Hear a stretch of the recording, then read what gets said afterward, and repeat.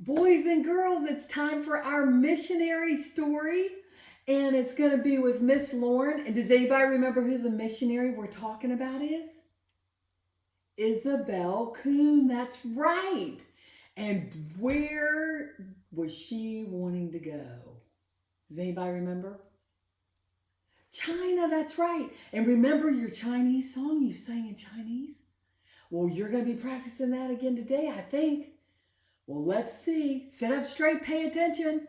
Take it away, Miss Lauren. Well, good morning to you. We're just going to go ahead and jump right in because I am so excited. I cannot wait any longer. Welcome, welcome, welcome. You can just log in when you see this little notification that we are going live. I can't wait to start Sunday school with you today. All week, I have just been so excited to tell you what happens next in Isobel Kuhn's life. I'm telling you, I could hardly wait. I've been reading this book and I've just been learning more and more, and my heart has just been getting more full, and it's about to explode. So I'm so thankful that it is Sunday and we can be here together. Okay, we of course are learning our Chinese song, right? So if we need to review, we can review. Okay, now look, if you're new, it's okay, we'll learn it quickly. If you learned it last week, you got to be my helper, okay? Sheng Di Zhen Hao. Can you say it?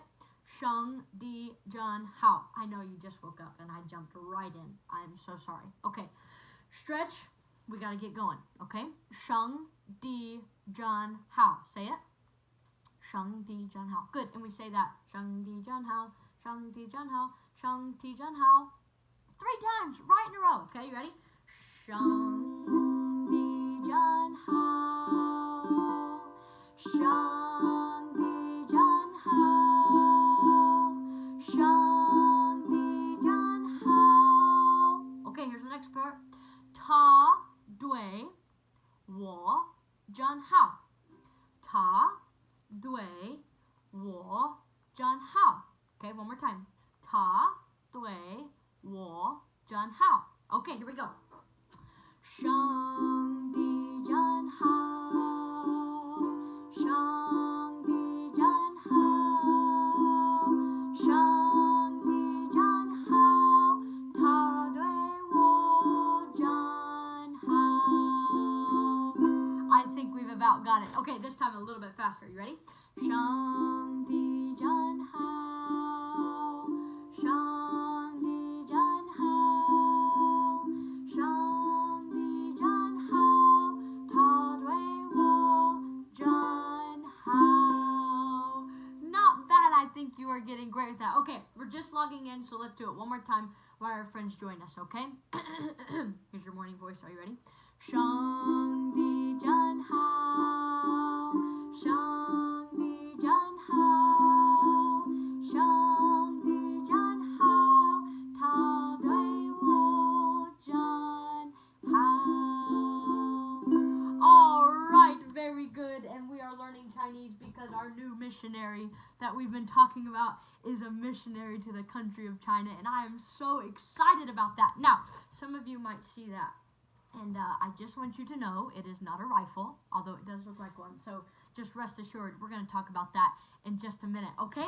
But last week, we talked about our missionary, Isobel Kuhn. And I learned this week that she had a favorite nickname called Belle.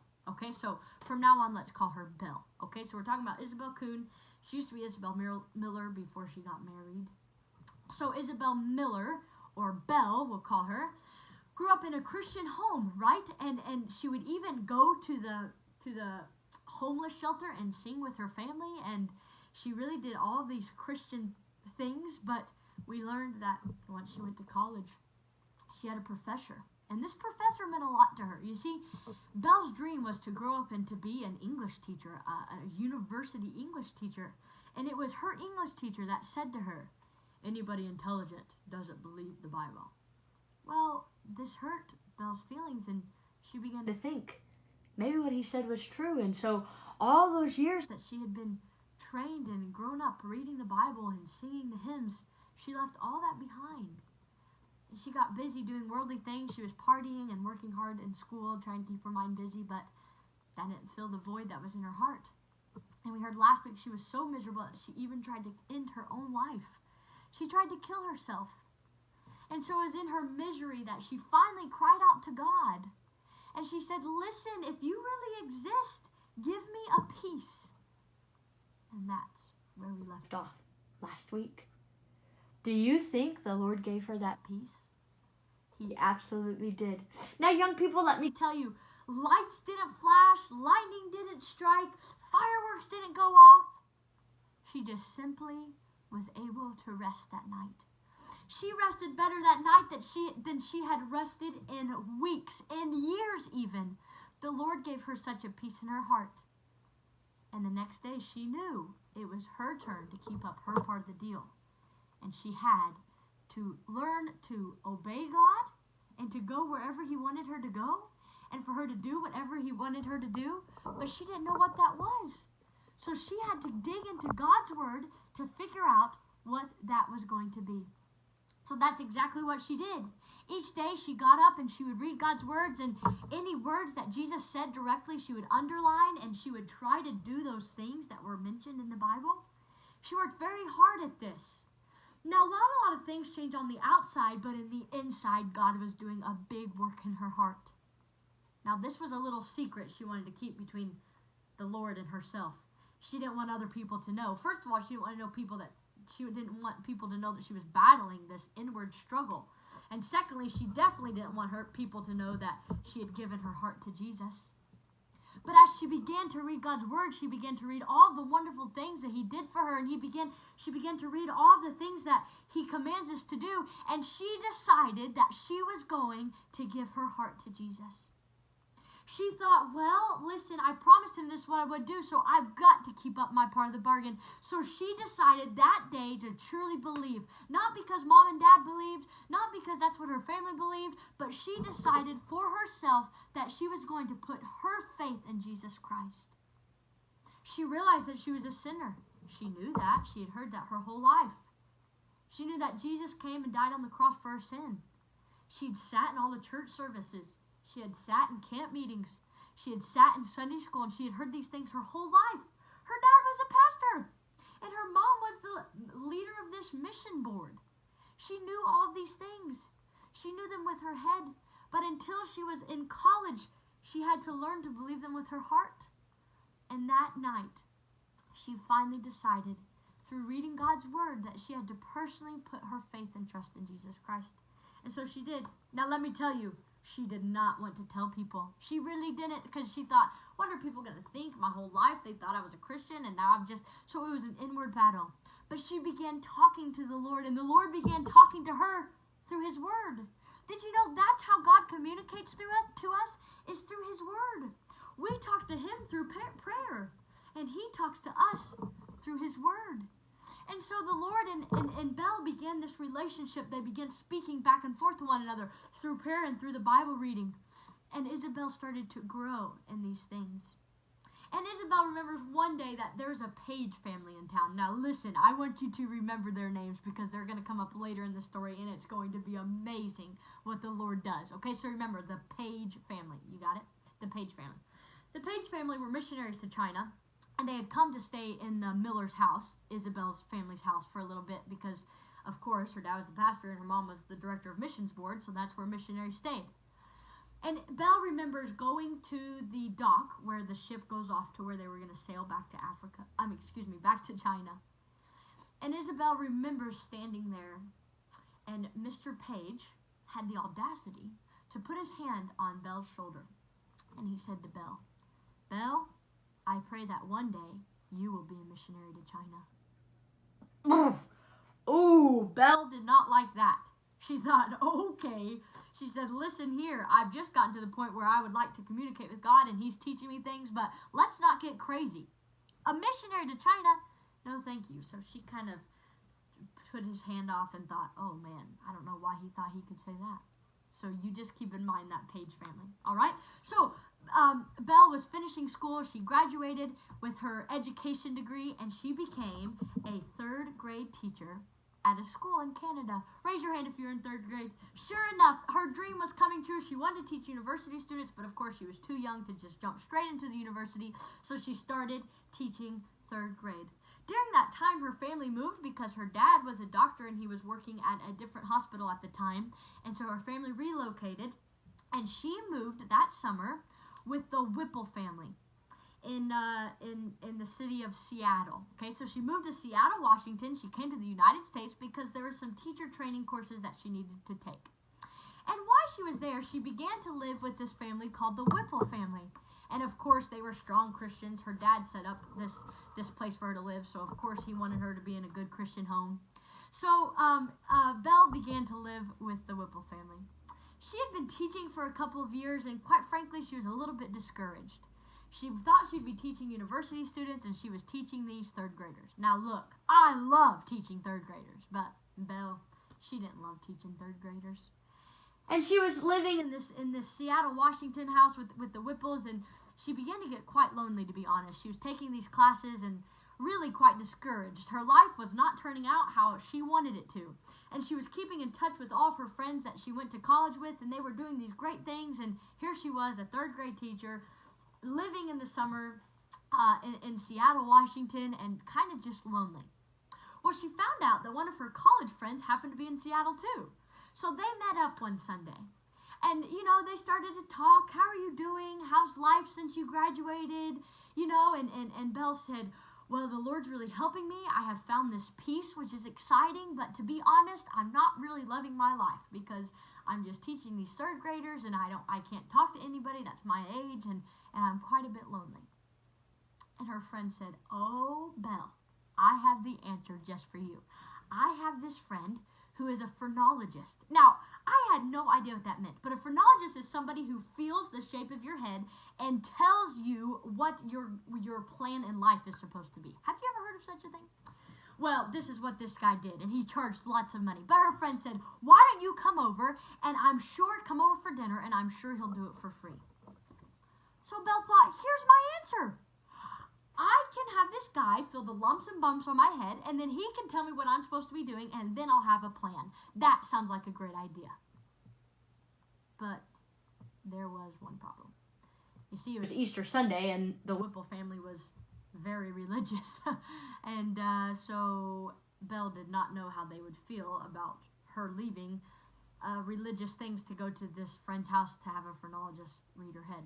So she thought, okay, she told her friend, listen, I would love that. Let me talk to Mrs. Whipple, and I'll get right back with you. That was the plan. Okay, so she went to Miss Whipple. Oh, she was nervous about this. Okay, so she was just going to get ready. How can I word this? Okay, she said, okay, Mrs. Whipple, let's have a little chat. So she got home. Mrs. Whipple, can I talk to you for a minute? So, of course, Mrs. Whipple comes in, sits on her bed.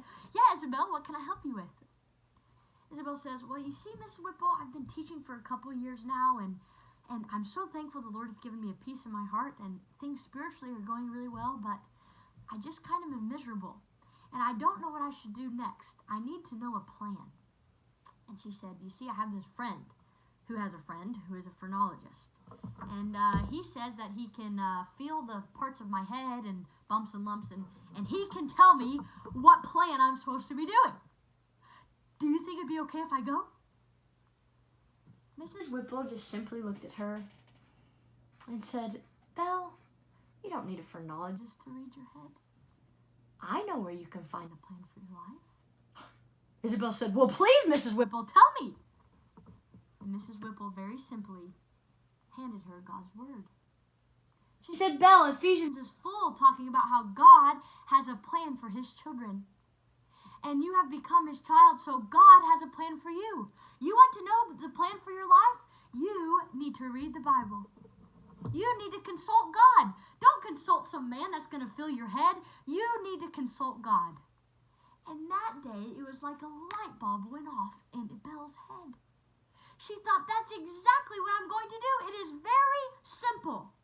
God will lay out the plan that she is supposed to do in his word, and she will follow. Belle thought, that's exactly what I'm going to do. I'm going to dig in God's word for his plan, and then I am going to follow it. That day, Belle decided to put her life into God's hand. Now, years ago, she had become a Christian, and she had given God her heart, and that's very important. But on this day, she decided that she was surrendered to do God's plan. Now, very quickly, I want us to look at these things really quick. If I hold this golf club in my hand, let me tell you, it is not worth very much. Actually, one time I went golfing, and I hit the golf ball, and this part of the golf club flew off the golf club and went further than the golf ball. So, let me tell you, nobody's going to pay me for a golf club that I have held in my hand because I am not a good golfer. But if I put this in the hand of Tiger Woods' hands, that club becomes worth thousands of dollars, right? I think of a basketball. You know, I can hold a basketball, and I like basketball, and I played basketball, but if I hold a basketball, let me tell you, that basketball is probably worth $5 at Walmart, maybe $7.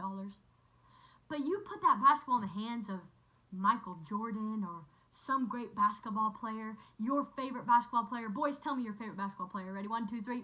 Yeah, you put that ball in the hands of that basketball player, and instantly it becomes thousands of dollars. It depends whose hands it in.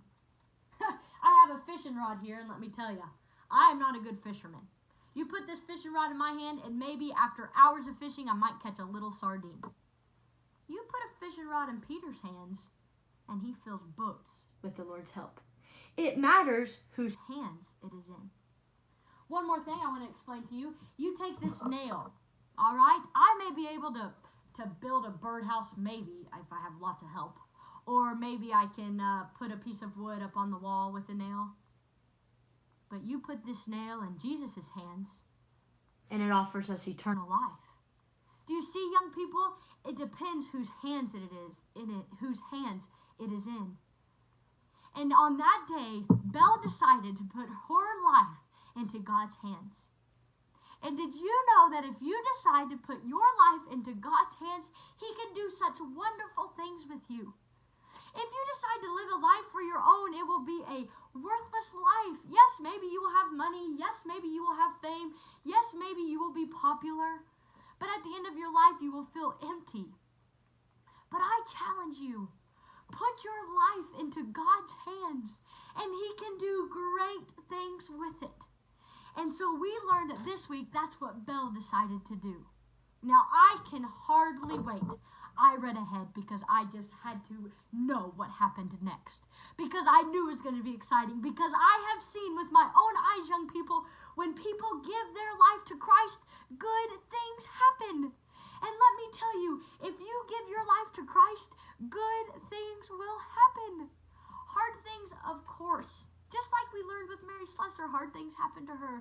And there will be hard things that we have to do. But I promise if you give your life to Christ, it would be such a wonderful, wonderful thing. And so today, let's give our lives to Christ. I need to. I want to put my life into God's hand because I want God to use me. And God can use you too. So I challenge you, tell God to take your life. First of all, you have to give Him your heart. If you're not a Christian, that's the most important thing you can do is become a Christian. But secondly, give your life to Christ. Put your life into His hands and see what He can do with it. Okay, so next week, we're going to see Miss Whipple sends Belle money that changes her life. Okay, so next week, we're going to see where this money came from and what this money is going to be used for because it's going to change Belle's life. It's an exciting time in Belle's life. She's no longer living for the world. She's no longer miserable. She is now a Christian and sold out for Christ. And next week, we're going to find out where that takes her. Thank you so much for joining with us. I look forward to seeing you next week. Have a wonderful, wonderful day.